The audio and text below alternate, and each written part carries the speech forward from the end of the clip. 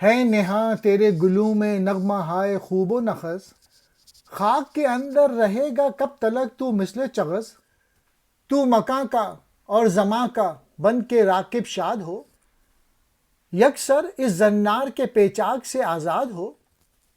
تیز تر دو چشم بھی کر تیز تر دو گوش بھی، جو بھی دیکھے ہوش مندی سے اسے کر نوش بھی، عرصہ عالم میں جو آواز موراں سنتا ہے، وہ بشر دوراں سے بھی اسرار دوراں سنتا ہے۔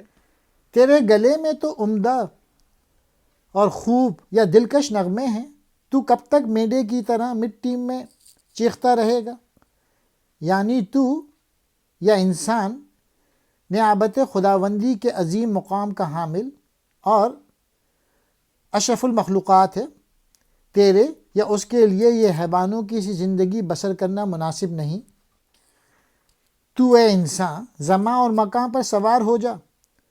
اور یوں اس زنار کے الجھاؤ سے فارغ ہو جا،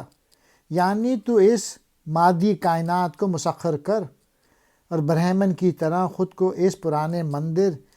یا دنیا کی زنار کا قیدی نہ بنا، اس سے آزاد ہو جا تاکہ تو اپنی خودی کو پہچان لے اور یوں تسخیر کائنات تیرے لیے آسان ہو جائے۔